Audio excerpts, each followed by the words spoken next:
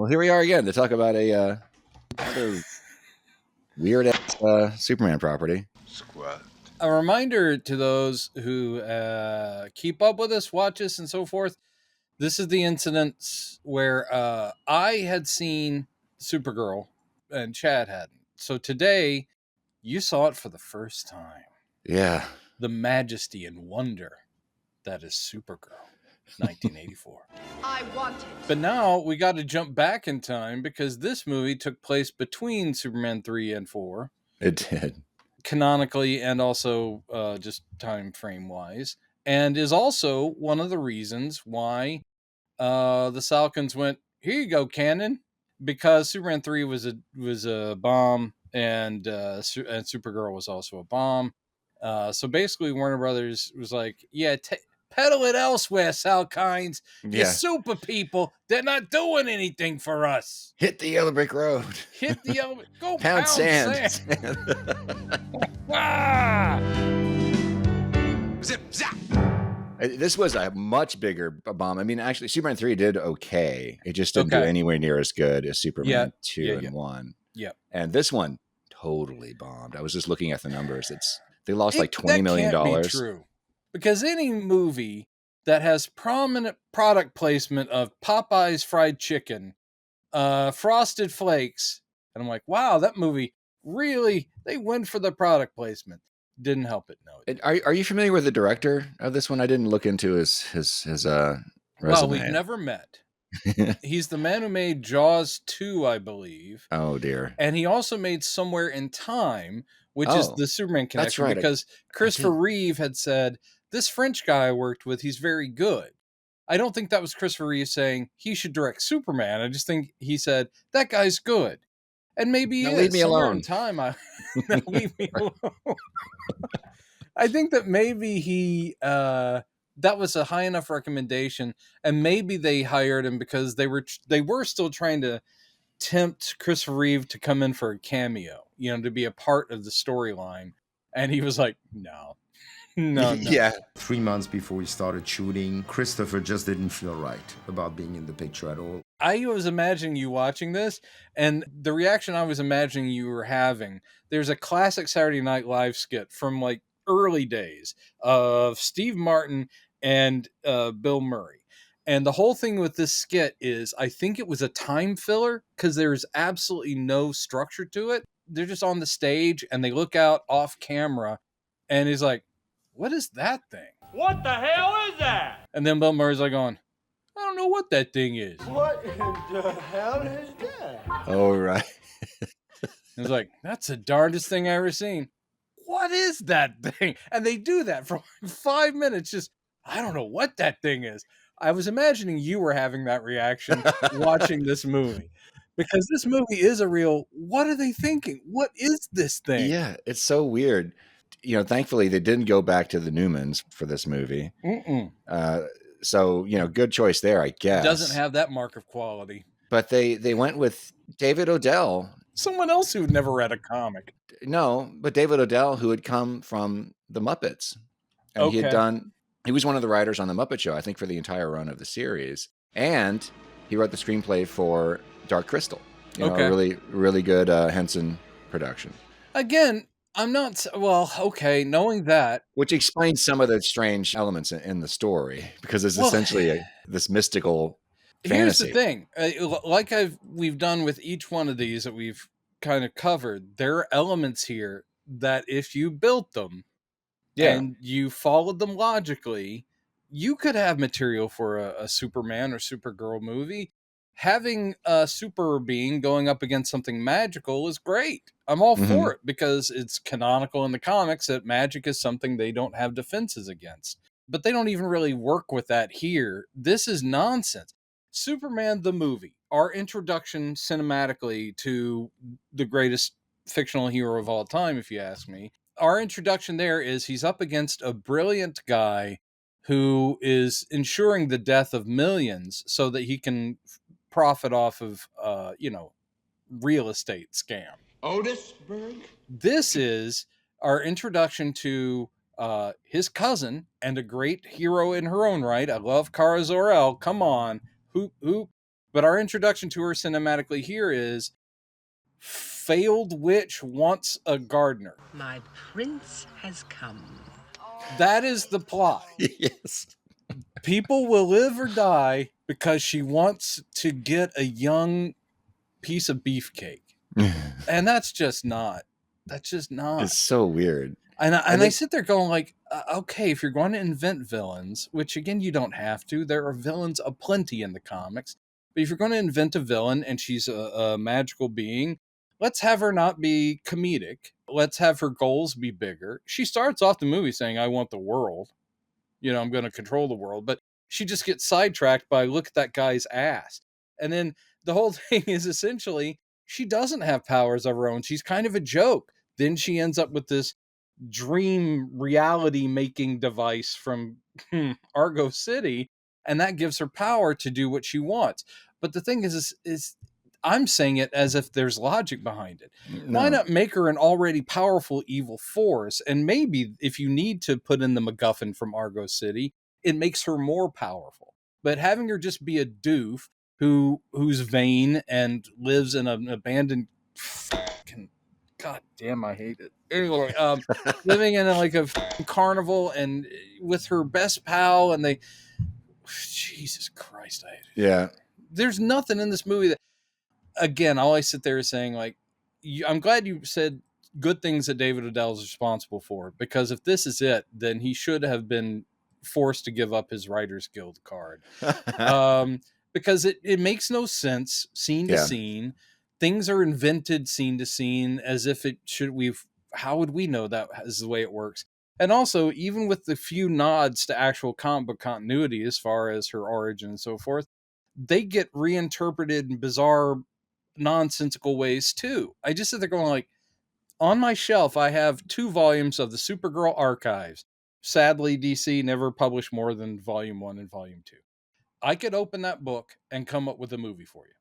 I could, and it would make sense, and it would. I could tie into Christopher Reeve's universe, and it wouldn't just be this nonsense, because literally this movie's nonsense from beginning to end. Yeah, I will say, and again, this is another example of me giving its tiny amount of credit where credit is almost sort of kind of due. Oh boy, because after Donner was out of the picture, and they were working on 3. The original idea for Superman 3 was it was going to be a huge cast of different people, including Supergirl, Mr. Mxyzptlk, however you say it. Mxyzptlk. And Brainiac. But the weird thing was this was Ilya Sonkin's treatment. Ilya's concept of Supergirl was horrible because it was clear he didn't even read the comics at all, because she wasn't even his cousin in that treatment from what I've read. She was actually going to wind up being a love interest of his by the end of the movie. Well, I will say that's actually canonical. Is it really? Well, Supergirl, the first time that phrase is ever introduced into the comics, it is Jimmy. Okay, this is very Silver Age. Jimmy Olsen ends up with Aladdin's lamp or some sort of wishing thing. Oh, okay. And he's like, if I could wish for one thing, it'd be that Superman could be happy because he's my best buddy, and I want him to have a special gal who's as super as he is. I think that's kind of what it is. And then there's a blonde Supergirl who starts saving people, and Superman's like, who is she? And she's amazing. And he does kind of fall for her. And I don't remember if she is given a name in it, as other than Supergirl. But he's like, wow, you're amazing. And where are you from? And da-da-da. And it's sort of like the dreams made real only last a certain amount of time or something like that. And she goes away. I wonder if David Odell read that comic too. Who knows? It's possible. It sounds more like the movie than her actual origin. But it was literally DC. I read this somewhere. Mort Weisinger, I think, who was the editor in charge of all the Superman books. I think he was trying it out. Would the readers accept a Supergirl, in concept? And that one issue, I guess, got enough letters going Supergirl was great. Where'd she go? And then let's bring her in. But we can't break him and Lois up. Right. She's his cousin. So I'm only saying that canonically there was a Supergirl who was a love interest for an issue. And she's the original Supergirl.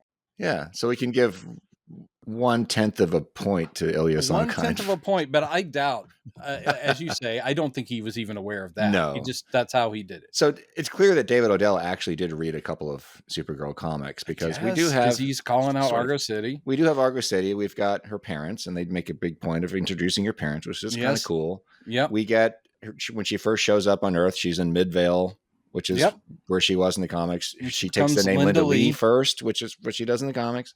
So all that's cool. She poses as Clark Kent's cousin, I think, as well, which I think is also from her original canon. So that's all really nice, but it's there. It's like David didn't really seem to know. Well, not just really a matter of understanding. He just didn't want to tell a story that made any kind of sense based on beyond those the main basic things which he got right. Just setting up little bits of origin and then go, that'll satisfy the nerds. Now let's get on to the important stuff, which is Dark Crystal Part 2. Yeah, basically, and runaway Earth movers. Yeah. Jesus. You'll see Supergirl fight burning tires. You'll see Supergirl pick up bumper cars. You'll see. I'm sorry, I'm just not being sold on this movie. I mean, even if you want to make Supergirl's cinematic adventures lighter, less stakes, more small town because she's out in Midvale, you could still come up with better than this. I'm sorry. I just can't believe that this is like, well, we just wanted to really make her her own person. I'm like, yeah, but could it be interesting? Could it? Maybe. Maybe. I like Lucy Lane being in it, and that was how they shoehorn in Jimmy Olsen. I'm like, okay, that's comics. Mark, there's a really great interview with Mark McClure saying like he was pissed off at them for not, because he knew, like a lot of people, Superman or Christopher Reeve was meant to be in this film. They wanted him to be in it, but of course he said no, as we already mentioned. But they somehow managed to get Mark McClure to come in to do Jimmy, but he was really resentful of the fact that he had to be in. Well, not that he had to be. He was like, this is terrible, like why? He basically said in this interview, he's like, why am I even here? Yeah. In the initial script, I was the only one in there, and I kind of was wondering, should I mention Superman or should there be some kind of connection? He goes, no. This is her world, and it got to a point where, why was I there? I will say, canonically in the comics, Lucy Lane and Jimmy Olsen did romance for a while, probably of course 70s. Yeah, it's like, oh, Lois's kid sister. You remember in Superman the movie, Lois does refer to a sister, but she refers to an older sister who's married and has 3 kids. My sister, for instance, 3 kids, 2 cats, and 1 mortgage. Yeah. She's like going, I guess I could have taken the life like my sister. And I'm like, so wait, are there 3 Lane sisters in the movie universe? Listen, I'm not going to worry about it. I'm going to let it go. But yeah, this seemed more. I kept thinking this seems less like a Supergirl movie and more like a really long episode of Bewitched. Yeah. Crossed with Ghostbusters. Yeah. They wanted to make it something light and frothy along the lines of, say, Bewitched with slightly more 80s edge, slightly. And I gotta say, killer's row of a cast. Yeah. Killer's row of people who are adrift in a terrible fucking movie. You got Peter O'Toole. Zip, zap. You got Faye Dunaway. I'm not going to go, woo, Brenda Vaccaro. Brenda Vaccaro's there. Peter Cook. And R.I.P., the great Peter Cook. And he's given awful things to do. And you've got Mia Farrow for half a second as her mom. Mm-hmm. And Simon, what's his name, is playing her dad. Simon Ward. There it is. Okay. As Zor-El. You've got Hart Bachner, who's just like 3 years away from having one of the greatest small bits in a feature film of all time when he does Die Hard. Oh, that's right. Yeah, he's so great. He's like, hey, Hans, Booby. Yeah, listen. He's got, I got it. Don't worry about it. Yeah, listen. No, we're fine down here. As the coke snorting asshole who gets it. He's absolutely great. Hart Bachner. So let's traipse through this lovely story. Let's start at the beginning with is a bad Jerry Goldsmith score, which weirdly critics pointed out as being good. You know what I thought? I kept thinking it kept sounding like he was going to veer into the E.T. theme. A little bit. Da, da, da, da, and I kept going. Da, da, da, da, da. Yeah, no. Go on, Jerry. You know you but want also, to. I love the weirdly inserted synthesizer. that's supposed to sound like, I guess, her flying or something, because it's like choo, choo, and I just keep going, bless you, bless you. No, it's a bad score, but once again, we're out in space and letters are coming at us. Boy, they know how to get us Superman fans. We're in space and words are flying at us. And then we're in Argo City. I will say this Argo City does better than the one in the comics. I actually did go back and reread the first actual appearance of Kara, the Supergirl. And I forgot that because Argo City survives the explosion of Krypton, fully intact, as like a chunk. And weirdly, in the comics, because they're, kids aren't scientists, they don't care. They're like, oh, thankfully a bit of atmosphere lasted with us too, so we're safe. The city is hurtling through space, and they're doing okay because Kara actually does grow from infant. She grows to being a teenage girl, all while Argo City's totally fine. But then the ground that is Argo City starts to turn into kryptonite, like all of Krypton did eventually due to space radiation or whatever. They go, don't worry, we'll create a lead shield. They create a lead shield, and that lasts for a long time until, oh no, it's wearing away. And soon we'll die of kryptonite poisoning. So she gets sent away, and she does show up with the Supergirl outfit immediately, like, hey, it's me. I'm Kara Zor-el. I know all about your amazing adventures here. And she seems to be okay for someone who has been orphaned because Argo City does die. It lasted just a few years longer than the rest of Krypton, just long enough for Zor-El to go, yeah, my brother had the right idea. I'm going to shoot my kid off to Earth. But yeah, she shows up pretty happy. She's a teenager, and Clark's like, man, this is awesome. My cousin's here. I'm going to immediately dump you off at an orphanage. That is kind of my rough summation of canon. Here, Argo City seems like it's going to be able to float forever as long as Peter O'Toole doesn't let kids play with the most dangerous object. This weird thing that David Odell came up with. The Omega Hedron. Yeah. Which is essentially like the Dark Crystal from the movie. Yeah, it's a MacGuffin. It's a magical MacGuffin. But he's an artist / leader of this colony. And they're clearly must have been the arts community of Krypton because they're not dressed like an... I was going to say they're a Kryptonian hippie commune. Yeah, they are a hippie commune. And there's some color to their costumes, unlike the rest of Krypton was all just white and the black signs and everything.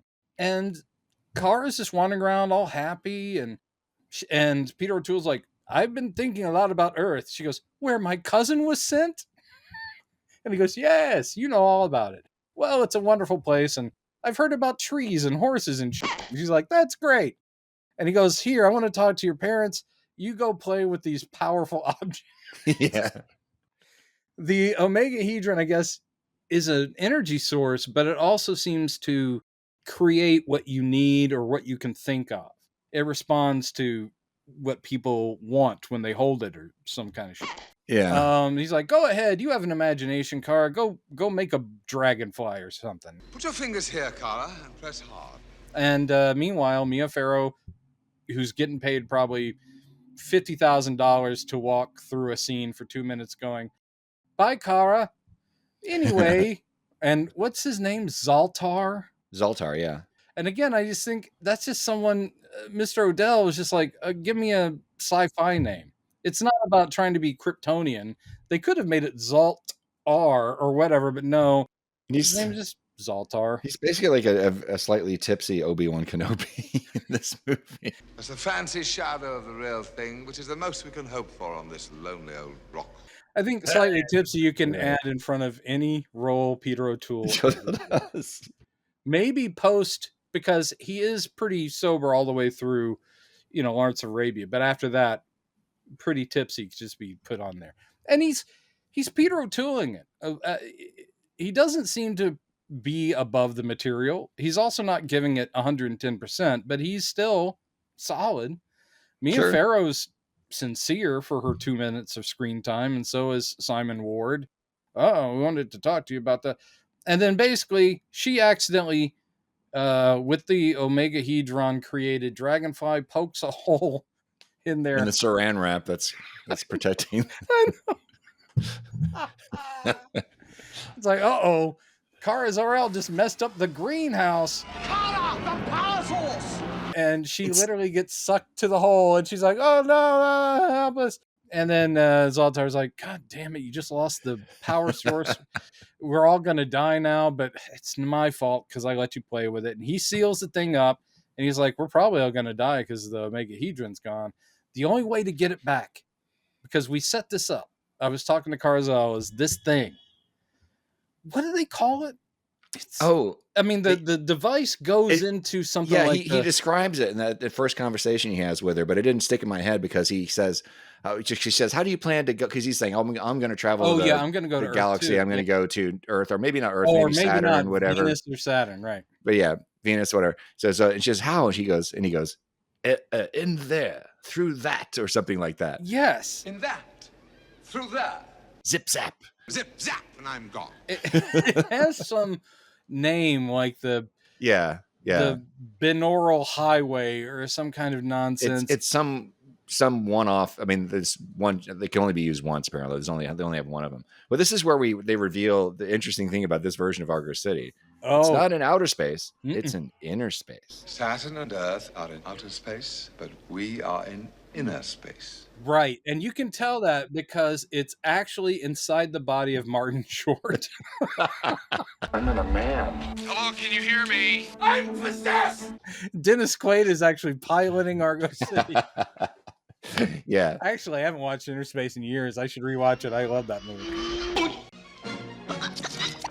I got to wonder how many people watching this were like, what the hell is going on? Because she travels through, as she leaves Argo City, and if they were paying attention to the dialogue, maybe they could have figured out, but it's a really, I immediately, when I heard that, I was like, oh, like the microverse or something like that.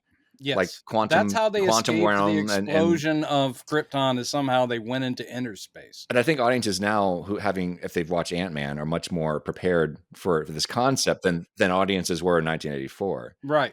So it looks like she's traveling through space in the same kind of way that Kal-El did. There's these weird amorphic things. And she spends conservatively 15 minutes as an actress looking like, oh, while they light her with different lights. Because, oh, look over there, some cosmic explosion. Ooh, I felt so bad for her. And so then she emerges from a lake in Midvale, Illinois. Yep. I think that maybe somehow and it's bullshit too, because the Omegahedron seems to have just gone through space, even though it left in inner space, because then it comes down like a comet and plops into like some fucking cheese dip that Faye Dunaway and Peter Cook have on their that's right their picnic.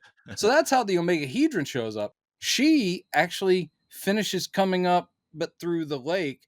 All of this is in Midvale, Illinois. So I guess maybe the ship she was in was trying to follow the trajectory of the Omegahedron, because they end up coming to Earth within like half a mile of each other. Or right. Something like this is another goofy thing about this whole device, is that ship that takes her to Earth. Goofy about it. Yeah, I'm sorry to say, the ship that she's in, that Zoltar was planning, because he was saying, I'm going to make this right. I'm going to get in the ship. I'm going to go retrieve it. I'll come back. She gets in the ship that he was planning to use. And you can see it's got some colorful blankets in it, just like Kal-El's ship for some reason. But this was a ship that he was planning to use. Why does the costume she winds up with have the House of El? You're so dumb, Chad. Everybody knows that if you're a Kryptonian going to Earth, you end up in something that looks like Superman's outfit. Yeah. That may not be what you started in, but you're going to end up going like, what the fuck? I've got a cape. So, and in some alternate history, there's Zoltar shows up on Earth in the same outfit. That would be the best. With the miniskirt and everything. With the zip zap. Zip zap. Did you see the camera test the photo from the camera test, which had the full-on 80s Supergirl look? Mm-mm. She, during the camera test, got the red headband and like the S that goes up into the cape that she had in the 80s. And that was for the first costume test. And they're like, nah, let's just go back to classic Supergirl. There is some weird one later when she observes the schoolgirls and then she adopts their uniform somehow, apparently magically, or does she steal an outfit? But you see her walking behind trees and her outfit changes a couple of times. Yeah, and we also don't know if she stole a wig. Right, yeah. Like in the comics, she literally just puts a wig on to be Linda Lee. Is she just super, either that or she's super dyeing her hair? She can super dye her hair. She goes like this, and she's a brunette. Yeah. I have no idea. They don't even really bother suggesting super speed in this one for changing. Well, I mean, it just kind of happens. They indicate it. And there's that really bad shot where she flies out through the window as Linda Lee, and on the other side she's Supergirl. And that's what I mean. It's just but they don't match it up perfectly, so it's like Supergirl's like a step below. Yeah. And like, how does that work? I mean, and that's kind of like what happens when Superman jumps out the window. Yeah, that's what they're trying to in the first movie, but it's all right. Well, let's get this out of the way too. She's perfect casting. I mean, she just is the character walking right off the page. They just give her nothing to do. They give her jibber jabber, don't make her too interesting. The only thing interesting about her character in this movie is the fish out of water stuff. And even that seems weirdly sporadic. Like either she's never been to Earth and doesn't know anything about it, or she shows up and it's just weird things like a bra that throw her. What are you doing? I mean, there's all kinds of little things where you're like, why would you know about schools, but you don't know about this clothing device? Or why would you know something about, I mean, in the comics, it was clear that she studied her cousin's life, that they were able to transmit data from Earth. Like maybe they were able to watch TV from Earth, not in the very first issue, but canonically in the comics, it's like Jor-El's like, I've been observing Earth. You'll be strong there and the people will accept you, whatever. But here she shows up and some stuff she totally understands. And then other stuff's like, what? What is this thing you call food? There's a lot of that kind of stuff. Back up because I want to mention this really uncomfortable scene that happens when she first shows up. Yeah. The scene that continues this thing in the Superman universe of truck drivers being evil assholes. Yeah. Also, I love the fact that her first meeting with Earthlings, period, is sexual assault. By Max Headroom. Max Headroom here. Yeah, by Matt Frewer, who does a good creep. He's very good at being a creep. Superman's best friend, huh? Let's take a pause. Pause! That was a boring gap! But that's weird dialogue too, though. Like, it's just how we are when she asks, why are you doing this? Yeah. It's just the way we are. They basically are, it's middle of the night. She's just walking down the middle of the street. Again, she doesn't realize that people don't walk down the middle of the street where vehicles are, but she'll know something like hair care products. I just don't get it. But anyway, she's walking down and these truck drivers who are just awful, they literally just stop, get out and go, hey, look at what we got here. Oh, she's blonde. And then basically they circle her and the guy picks the cape and's like, everything's looking good back here. When she turns around and like smacks him, I'm like, yeah, how did she know what level of strength to use? Because I'm sitting there going, that should have demolished the man. That should have ended the whole thing right then. Yeah, he should have flown for 2 miles and didn't have a head anymore. Right. But instead, she just kind of like smacks him. He goes, oh, she's touchy. What's funny, though, is that when she does actually start using her powers to kind of get them to back off, they still don't get it. Because they're aware of Superman. They know who Superman is. They know who Superman is. They think she's going to like a costume party or something. Oh, heat vision? Oh, I'm so scared. He sees her shoot red beams out of her eyes at the knife he's holding. It gets hot and he goes, yow! But it's not till she throws him through a fence and she lets him off easy. They only fly like 10 feet or something. But that's when he kind of wakes up like, something's weird about her. Do you think? She shot beams out of her eyes, you idiot. Yeah, that was very... But I love that as her first encounter with humans. Scene. Yeah, of course it's gross. There's a lot of... I'm not going to say it's because a man wrote this and it's a female-centric story. Both the hero and the main villain are women.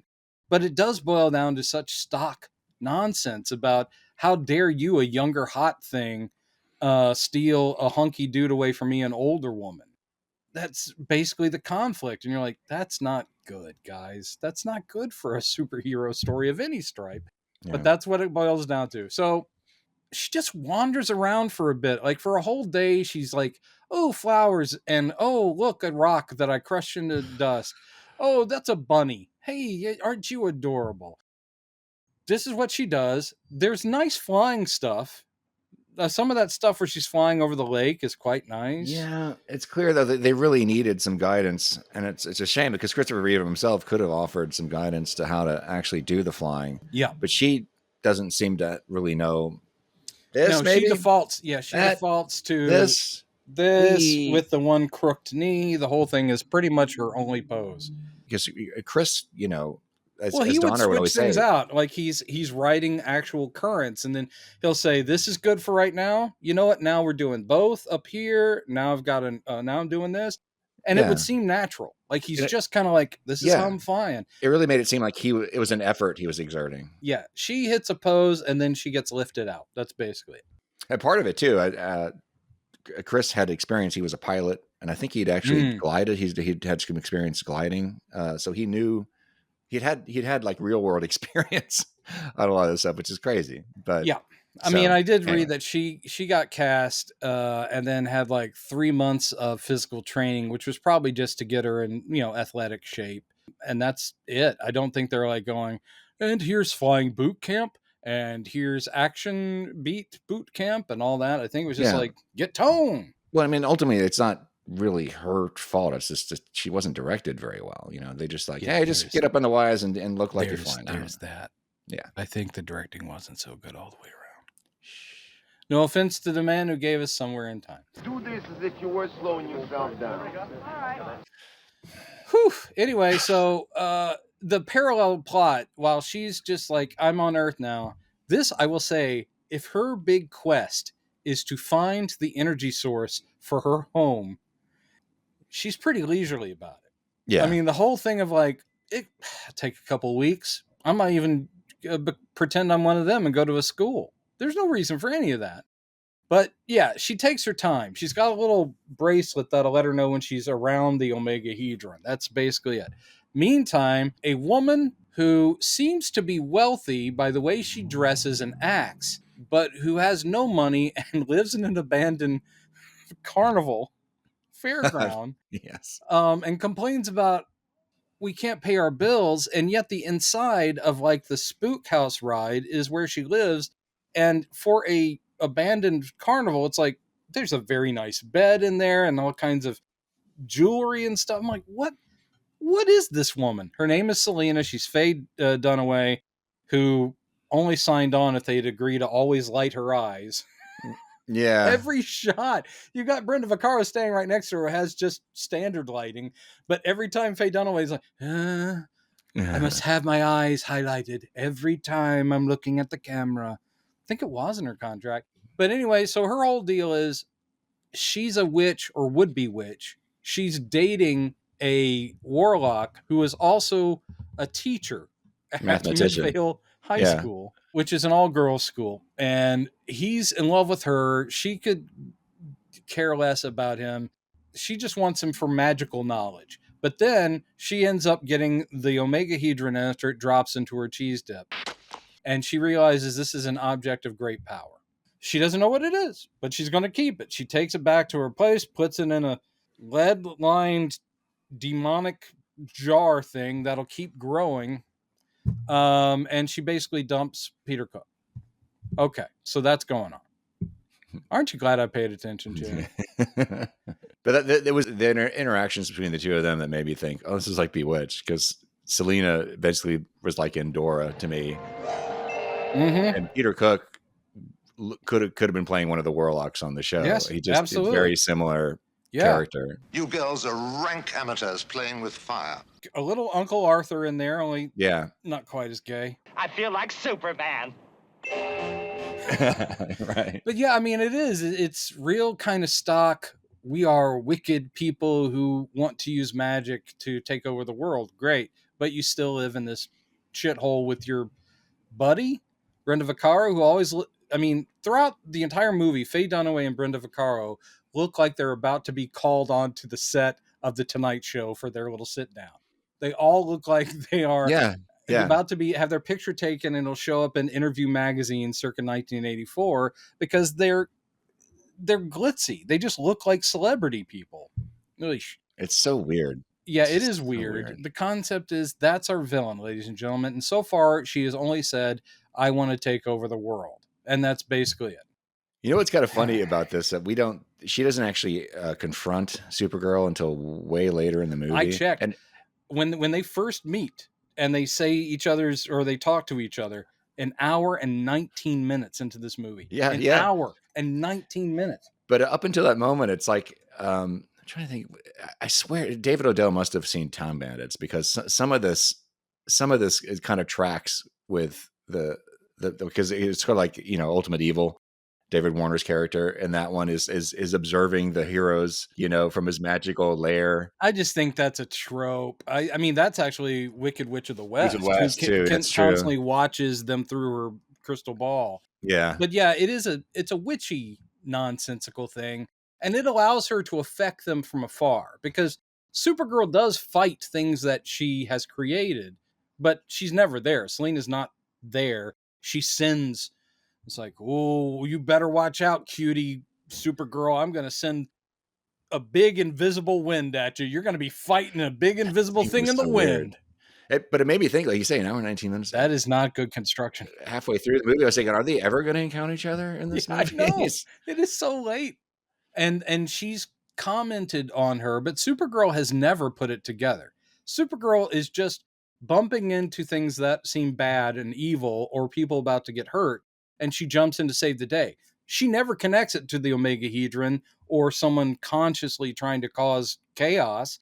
She just steps in, helps, and then's like, someday I'm going to find that thing. Hello, bracelet. Are you working? And that is like the whole movie. She's just like, doop, doop, doop, doop, doop. Oh no, I should go save some people. Now, so anyway, she just stumbles upon like the school, and they're having some kind of tournament, and she's like, oh, look, girls my age, and that's where they go, and I guess I should blend in.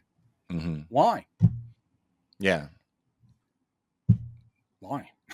Yeah. Again, at least in the Supergirl comic and the original things, it does seem kind of harsh, but Clark basically says, like, I'm so happy you're here, but I can't take care of you. I'm really busy. I'm really busy. And it'd be good for you to meet girls your own age, so I'm leaving you at this orphanage.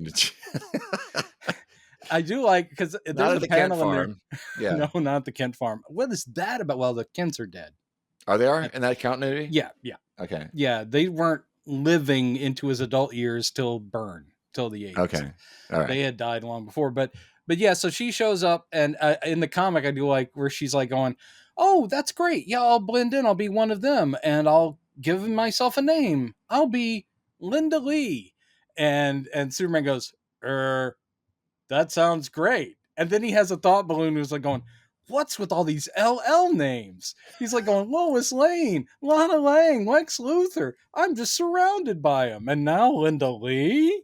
This all happens in this movie, only without Superman's help at all. She goes in as Linda with brunette hair and basically meets Principal Danvers.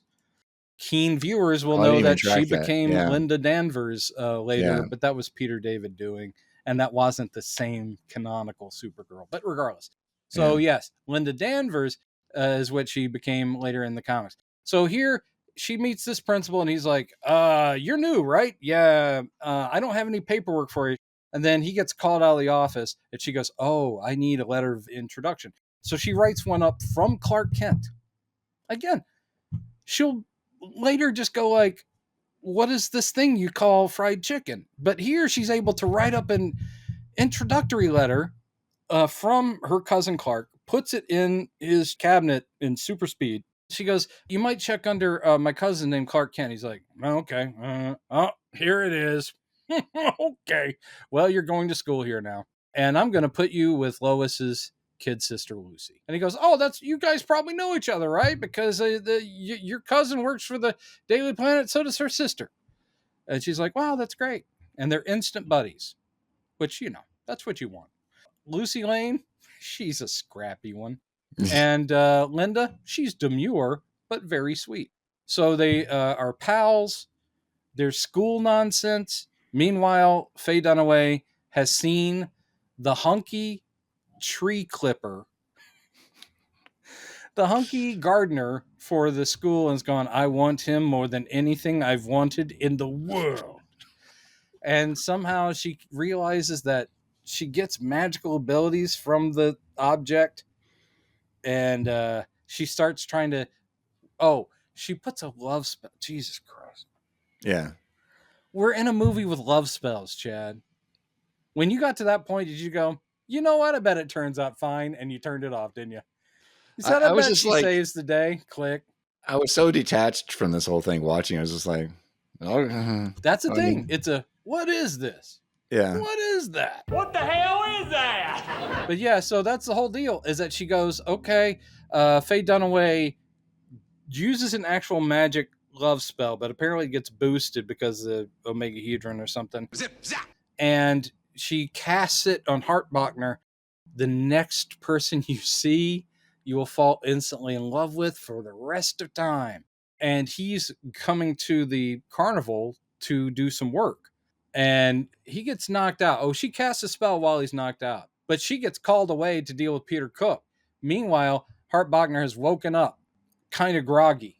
And he's under the effect of the spell, but he doesn't stick around, so he won't be seeing Faye Dunaway first. He wanders outside. Now, here's one thing they got a little wrong, Chad. Are you okay? You going to follow me on this? I'm ready. Are you with me? Yeah. Okay. He sees, I'm going to guess, 215 people before he sees Linda Lee. Because he's walking around in a daze in the middle of the street, and there are people on the sidewalk just going, dude, what are you doing? They're yelling at him, and he's just like, like he's drunk. And in fact, I think it is Lucy Lane, like, what's that guy's problem? And Jimmy Olsen goes, oh, he's probably on drugs. Yeah. Let's go eat. Hey, I'm starving. Let's eat. Let's go eat. He's probably on drugs. He probably has a gun or a knife.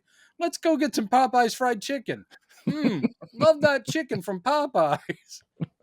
It is the most obvious product placement, because when Supergirl does arrive, again, 45 minutes after the chaos has ensued, she literally lands and does the hero pose on the top of the Popeye's roof with the signs and the sign of, I'm just like, wow.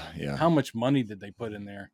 So anyway, that's the scene where the dirt thing, because she's like, bring him to me using magic. Get Hartbachner and bring it to me. And that's when the Earth Mover becomes possessed, grabs him up, goes crazy, smashing into things. Lucy Lane's like, is no one going to do anything? Because I will. Jumps in the cab.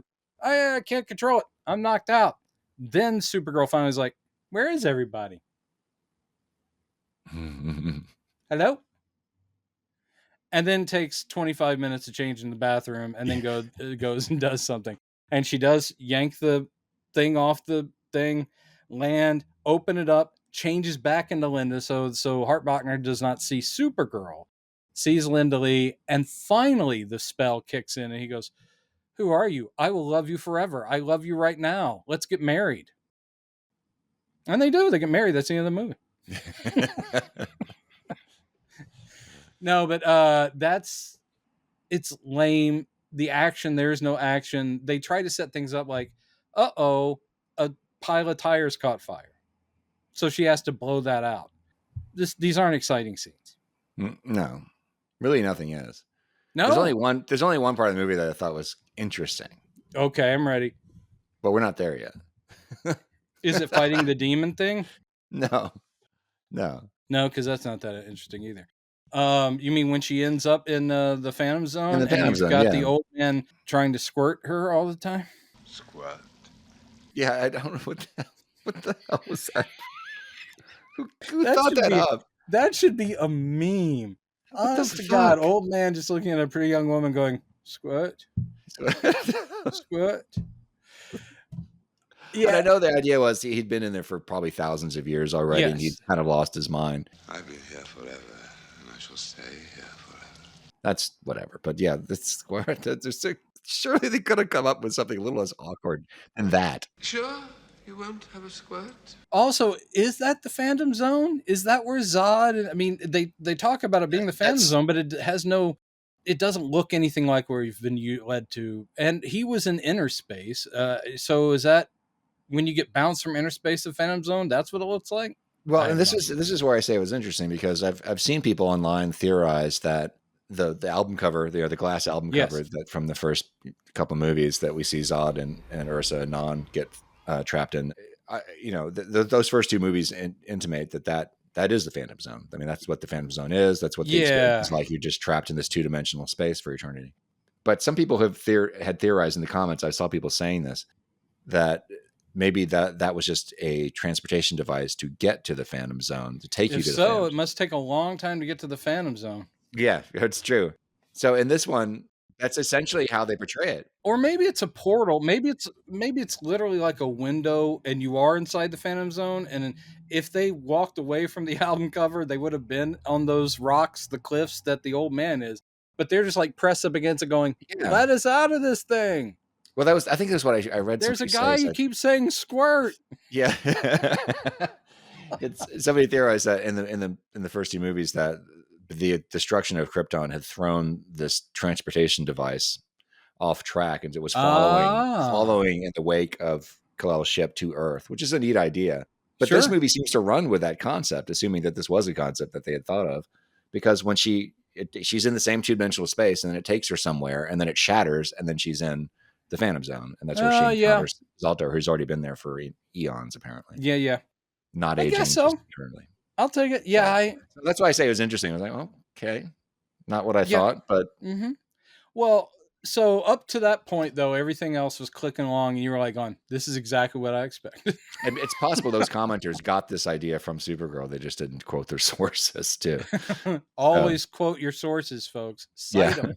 Yeah, so anyway, this is the first time, I guess, that Selena sees Supergirl through watching from a distance and is like, what the hell? She's wearing Superman's clothes or outfit, and she can fly too. And that's when Brenda Vaccaro is like, yeah, maybe give up on Hart Bachner because there's a Supergirl flying around.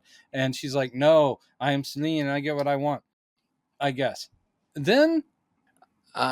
The next thing I remember, I know there's some other things, but the next thing I remember is when they finally do encounter each other in the amusement park, where they're on the merry-go-round, and then she casts a spell, makes it spin. That's on. They keep calling Linda Lee the wimp because they also notice that they don't think Supergirl has anything to do with Hart Bachner other than saving him. What they're worried about, or what Selena's worried about, is the fact that Hart Bachner has fallen. The spell has fallen for Linda Lee, not Supergirl, but Linda Lee. So she's like, well, that's a wimpy little girl. It doesn't matter. I'll just, I'll get them here and then I'll get them alone and I'll fix the spell or whatever. And we just got to get that high school girl out of the way. By the way, Hart Bachner's probably in his 20s in this movie, or his character is, and Linda Lee is a teenager in high school. Anyway, so nothing problematic here.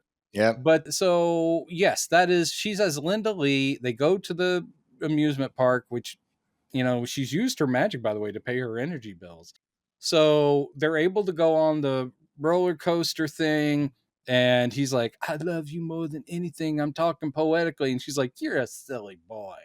Why are you so silly? I'm trying to find the Omegahedron. Oops, secret. That's what she's doing the whole time. But they whip around, and then Selena's like going, I don't think they're having enough fun. And so she makes them whip around even faster, like it's crazy. Oh no. And I guess Linda Lee gets thrown out and turns into Supergirl or some kind of shit. I don't remember, but at some point, Hart Bachner ends up in the bumper cars, which are shaped like NFL players. Faye Dunaway does some magic nonsense around Supergirl, like, look how many of me there are. There's a bunch of me. And I'm zipping around. Supergirl's like, ah. Oh yeah, okay. Now I remember. Yes, she traps Endora, Selena, in these spikes, this cage she makes out of. Yes. Yeah. And then she picks up some reason. She picks up the bumper car that he's in and flies off. Yeah. With Instead it. of picking him pick him up. Yeah. She takes the whole bumper car. I was like, did I miss something? Was he trapped in the bumper car, or like what? No, I don't know. Why? So because weird. She's super strong, and maybe it's just a show off. Like, look, I could take an entire bumper car if I wanted. And and is this after she attacked the school? Because there was that thing where Selena goes, powers of darkness and shadow. Yeah, the invisible demon, sends the invisible demon to attack the school to kill Linda Lee or something. And she tries to banish it by saying, be gone and harm no one or something. Very nice. Is that a power that Supergirl has, apparently? Well, also, she has weird instincts. Like her instinct when there's something invisible that seems to generate storms, she gets the idea to grab a light post and fly it up into the sky, let it get struck by lightning multiple times, which that won't hold energy. I mean, yes, it will, but it's not going to hold it. But according to this thing, it holds the energy because the whole metal thing is glowing when she gets back down to the earth, and then she uses it to throw lightning off of it into the emptiness, and then you see an animated outline of like, I'm a demon, and she's like, get out of here and don't hurt anybody, and it's like, okay. Well, and then this is like, okay, you got me. This is similar to the fact that there's no, unless I missed it, there was no dialogue setting up how she's able to use her powers so well right off the bat. Oh yeah, no. And they show her clumsily land when she first gets there, and they show her crush a rock, and she's like, oh, gotta watch the strength. And then after that, she's fine. That's all. That's all that she needed. I was going to say that the Kryptonian villains don't really have a course in how to use their powers anyway. They just kind of discover them by accident. Yeah, they also have clumsy moments, and they're like, wow, are you kidding? Plus, we can talk in space. Yeah, and they do have that scene where Ursa discovers heat vision. And, did you see that? So that's there's nothing really in this. She just kind of uses her powers. She does all of them. She does super breath. She does heat vision. She does right off the bat, pretty much X-ray vision. And she does all of them. So that scene where she defeats the demon with the electrified lamppost, that was something that probably, I mean, David Odell may have gotten it from the comics, because there's always things like that where Superman was like, okay, so it would be in his thought balloons who's saying, I'm going to take this up, and he'd be explaining the science behind what he's doing as he's doing it. But she had no, if I store up enough energy in this thing, it should counteract the blah blah blah. But that was a Silver Age Superman who had miles of knowledge that he's been studying for years at the fortress and whatever. I've got to assume that young Kara, as part of her training, was sit down and watch news reportage of your cousin. Yeah. I don't know. So that was another scene, was like, well, that's an interesting device. It would make sense if there had been any kind of setup or explanation for it, Also, if the audience itself knew what that demon is composed of, what its weaknesses are. I do understand that people get upset with people like us saying, you guys are trying to put like logic into these things that are based on kids' comic books from decades ago, and those weren't scientifically accurate. Yes, I do. But one thing that even the lamest comic book writer of the 50s and 60s did was instill, if they were good, instill a logic of that world and let you know what the rules and boundaries were. Did they pull stuff out of their ass all the time? Sure. It's like, little did he know I had some purple kryptonite on me, which only affects magical things that humans made. Yeah, they would pull stuff like that every time, but then they would say why it worked. Here we just see her banish a demon with an electrified lamppost, and we're going, is that a real demon? But it's one that's weakness is electricity, or what? Or is it just a construct of Selena's mind with the Omegahedron? And is that vulnerable to what?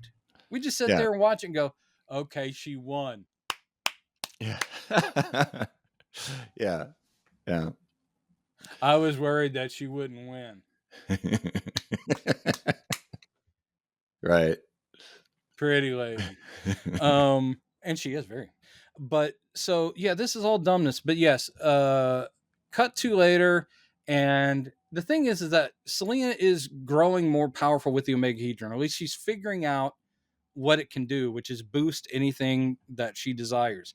Plus, oddly, it's growing inside the magic box she had it in, and the magic box is turning into a statue. It keeps getting bigger for some reason. For no reason other than at the end of the movie, I guess it becomes another demon form that Supergirl will have to fight, and it'll be badly animated. But so basically, she's like, nothing's going to stop me now. Now I've got Hart Bachner, because she does get him eventually, and she's like, you are now mine forever, and you will be my slave. And he's like, okie doke. He has no agency in this film, by the way. This movie does give us both sides of sexual objectification, because certainly those creepy truck drivers are like, damn, that is a pretty girl. But a lot of this movie is Linda and Lucy and Selena and Brenda Vaccaro's characters going like, check him out. Oh, yeah. Slice me off a piece of that. So, again, this is our motivation for the entire movie. Yeah. Now Selena has Hart Bochner. He's all hers as a slave. And she's like, that's not enough. Why am I living here? I should be all powerful. So she uses the omegahedron to make a mountain. Lucy, look. Yeah, she summons Wondergore Mountain, essentially. She does, with a full-on fortress on the top that's all hers, and she's basically in control of all of Midvale, which upsets the Midvalians, except for the cops who are working for Selena now. She mind-washed them or something. She brainwashed them.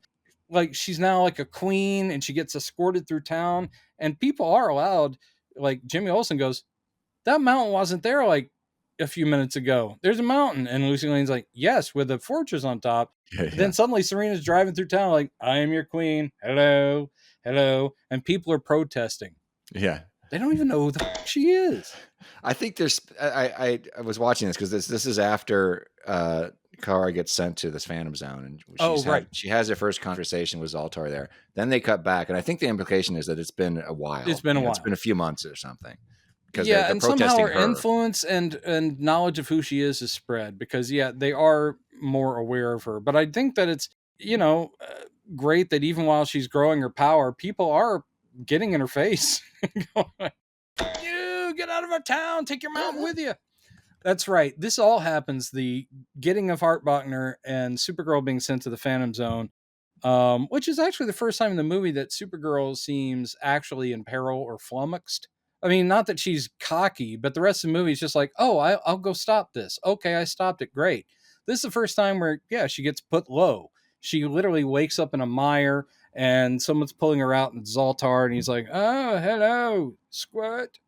And then she's like, Zoltar, oh my God, I guess we're in the Phantom Zone. He's like, yeah, and you're mortal now. You ain't got no powers. Sorry about that. Snap.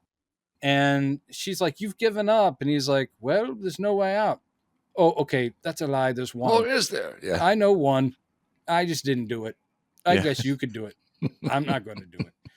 And literally all it is climb far up the side of a cliff face and there's a hole and you get out. Yeah. Man, it's a good thing that General Zod never found that. Do you think, I don't know who wrote the script for Dark Knight Rises, but that's what that immediately made me think of was Bruce Wayne climbing out of that prison pit. No, they didn't steal that from. I guarantee you, they did not. Are you sure, Mr. Jones? No, they didn't steal anything from Supergirl the movie. Oh, how shame on you!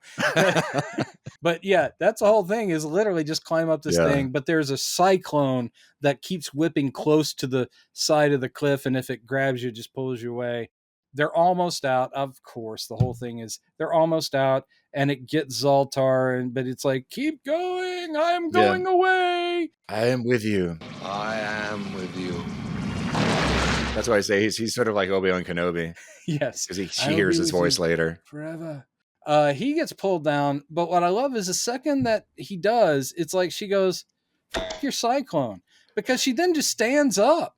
Yeah. Then she just kind of goes like, I'm f***ing awesome. And then she Supergirl's out of it. And I'm like, how does that work? She couldn't fly, but now she can because she's close to the hole. He said burping again. I don't know, but that's basically it. She flies out. She's restored. She's back in our world and she's going to go take care of Selene on the mountain fortress. She shows up and it's like, damn, you got Hart Bochner and he's all chained up. That shit ain't right. And there's Peter Cook and Jimmy Olsen and Lucy Lane, and they're hanging from. I do like that they let Peter Cook's character go.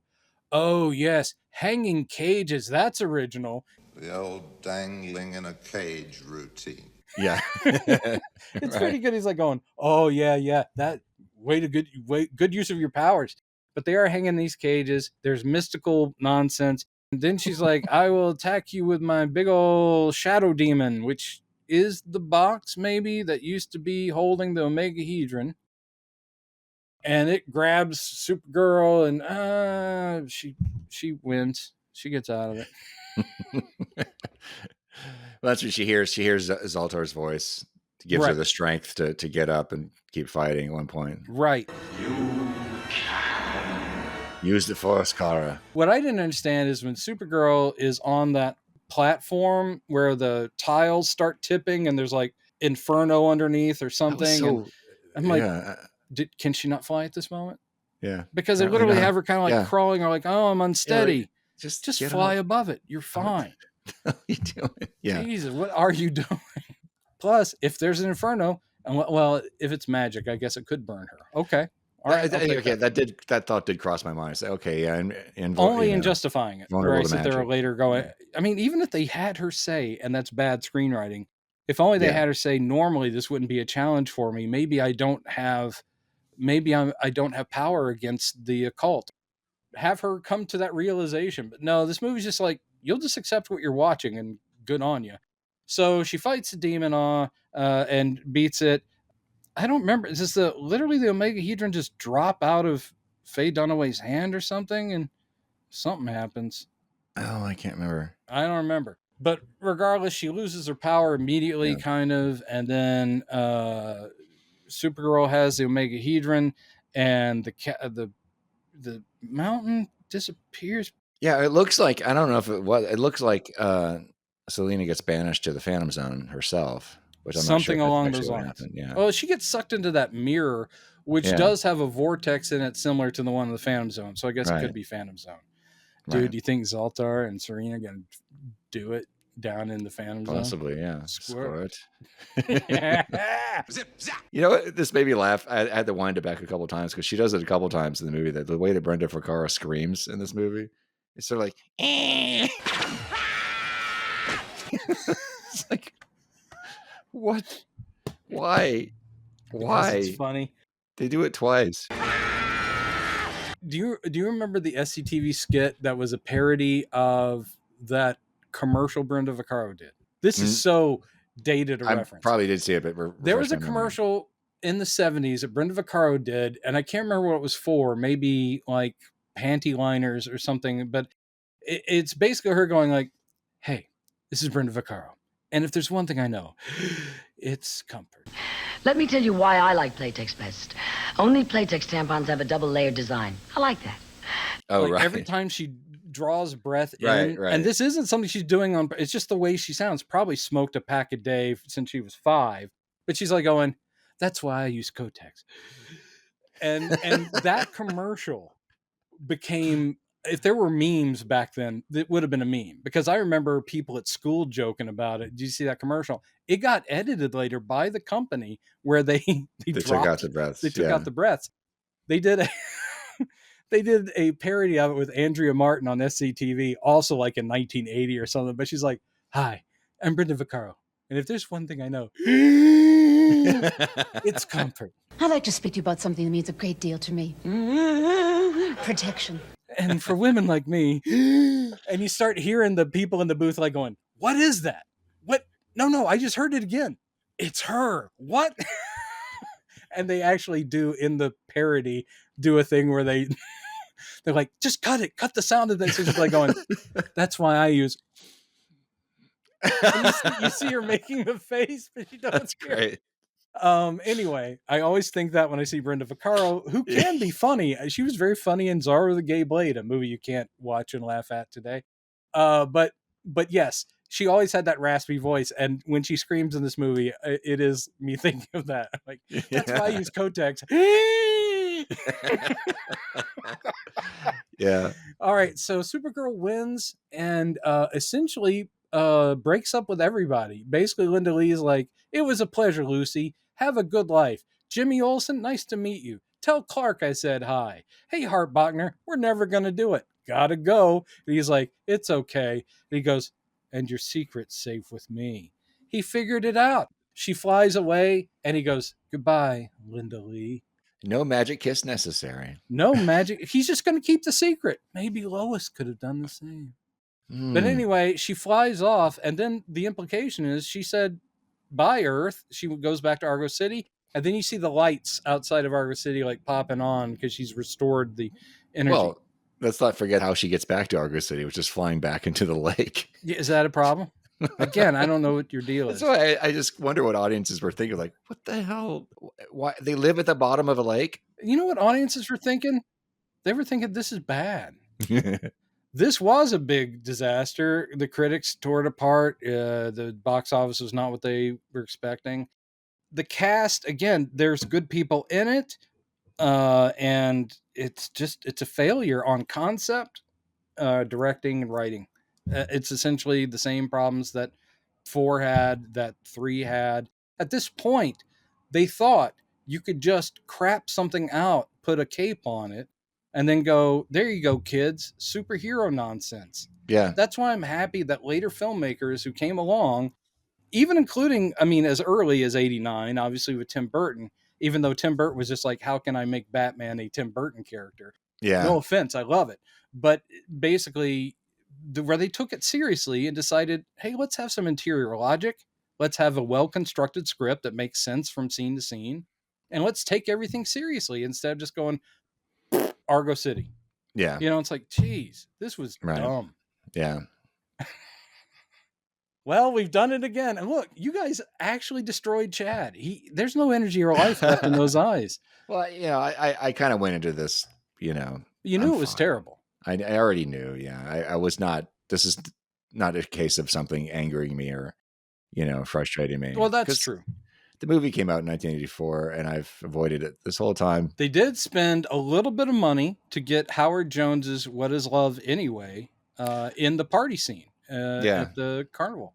Yeah. What is love anyway? The thing is, it's clear in a lot of these shots that they just didn't have but the budget was similar to Superman 3, where they at least kept themselves in a box. So the effects they did do generally were okay. This one is like, I don't know. There's some decent shots. There's some really bad shots. Most of them are really bad. And they do use a lot of, I know it's a different time, but they're using a lot of animation. They're using a lot of 2D animation. Yes. Which automatically makes something look like it's for kids. Like the invisible demon thing. It's like, let's just have the wind blow some stuff around and her point at something that's not there and go, get out of here, you. Well, that'll save us a few $1 million. If only M. Night Shyamalan had taken that lesson when he did the Happening. Maybe the wind, not such a good villain. Yeah. But yeah, this is it doesn't irk me as much as the Superman failures. Not saying the Supergirl doesn't deserve a good movie. She certainly does. Can't wait to see the one that's coming up. But by 1984, I had already been burned, or at least I hadn't been burned. The response to Superman 3 was bad enough that I stayed away before I ever saw it. And Superman 2 I quite enjoyed. But by 84, Supergirl didn't look good. The trailers didn't look good. I just didn't go. And then the reviews came out and I was like, yep, I was right. And I only watched it years later out of just curiosity because I kept hearing how incredibly bad it was. And it's not funny bad, though I could see MST3K doing this one. Like, Superman 4 maybe, but definitely this one I could see being turned into like a Riff Tracks. Because there is so much batshit. What the hell does that mean? What am I looking at? So this one saddens me, but the character will get her due, I'm sure. And James Gunn will give it to us. Yeah, and that is the happy, you know, postscript or footnote to this, is that we're getting a real Supergirl movie in a couple of years. It's going into production. I think it just started. I think they just started filming. I think they did. Or they're about to. Yeah, very recently. I'm so excited. And you know, Supergirl as a character, in my ideal world, this has nothing to do with the movies. In my ideal DC, it sounds harsh. I do love Krypto and Supergirl. I always think it's more poignant when he's literally the last son of Krypton, the only Kryptonian left. Doesn't mean I don't love the idea of his dog and his cousin being around. I mean, but I will also say in 1985, that's the year that Crisis on Infinite Earths came out, DC, wiping out a lot of its continuity and creating a new Earth and starting fresh. When Supergirl died in Crisis, man, it killed me. It was like, they really like, and then of course the Flash. I'm like, you guys got me. You got me right there. Because you grew up with these characters and Supergirl is awesome. Hey, do you remember in Superman Family, which was the title that DC put out, that was individual stories and reprints, but they would do stories with Jimmy Olsen or Lois would have her own story. And that was the whole point, is that the supporting characters got their own lead stories. They did a fictionalized future Mr. and Mrs. Superman run where it was imagining what if Lois and Clark got married. So pre them actually getting married, they were doing a what if type series. I always loved that one. And there was one of Supergirl that was set somewhere in the near future. And it's implied, they never explicitly state it, but it's implied that she is romantically hooked up with Bruce Wayne. She would fly to her boyfriend's place, and it was always like a mansion, and there'd be like an arm in this very nice chair and wearing like a smoking jacket. And it's like, how was your night, darling? And it's like, pretty good. How about you? And it's like, busy as always. And there'd be like some like shaft of light in the sky, like the bat signal. And you're sitting there going like, Supergirl and Batman. Mm. But that was, again, just a what if. There won't be a movie like that. Yeah. Well, we don't know. Yeah. Are you okay, Chad? I feel that this movie did hurt you. I'm going to be fine. What should we do next? It's been busy week. Oh. Yeah. Well, I did watch Batman 89 a couple nights ago. I wouldn't. And I'm definitely excited to talk about it. That would be a love hole. I have a feeling that would be a love hole episode because I can nitpick that, but I love it. It's a very, very unique movie. Mm-hmm. The main nitpick, which I'll of course be saying, is I always thought that Jack Nicholson's the perfect Joker 20 years too late. You know, I never liked the idea that he killed Joe Chill was a lot of unfortunate choices in that film. It's like, guys, why? But they did it again in the next movie with the Penguin. Yeah, and they keep killing off the villains. Yeah, they bring in the major villains and they kill them. I'm like, well, that's really good thinking when you're launching a franchise. Yeah, but you guys, the Joker had one big crime, and we'll get into this. Anyway, we'll get into this when we do it. But my criticism then and now is with Tim Burton is like, great story, but he needs to back off on his stylizing everything to the hilt because his costume, he can't even. It's so funny. Like, he has to look up, he has to lean back. Yeah, and he can't really fight anybody. He's like kind of like. Well, actually, that was early days of them creating a cowled outfit. I don't think that was Tim Burton wanting it to be that way. I think at that time they hadn't figured it out, and it actually took like 3 more movies till people are able to move their head to some degree. It's just Adam West doing a one piece. I know. But we'll talk about it. Also, next week, though, don't we have a special guest? We do. That's right. Christopher Jones, another Mr. Jones. Another Mr. Jones. Another no Mr. relation, Jones. as far as I know. From DC Comics, from Young Justice and many other titles. We'll quiz him about why the hell he's listening to us, what his feelings are on the big Superman, and how his career went. Because I can't wait to talk to a pro about how they did their stuff. So that'll be fun. By the time this episode comes out, we will have already talked to him. Oh, I can't wait. Can you just ask future us how it went? So, but well, except you members, you Patreon supporters and channel memberships, you are way ahead of the curve. Nice. Yeah. How's that feel? So don't lord it over your friends. Thank you. Yeah. Yes, right. I thank you everybody. Too. I thank everybody for watching us at all. And on that note, we got through all the supers from that batch. And now you guys are going to make me watch Batman v Superman.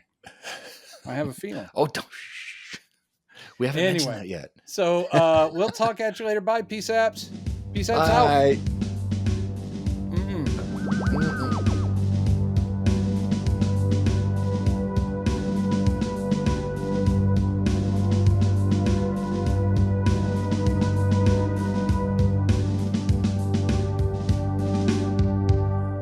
And there it is.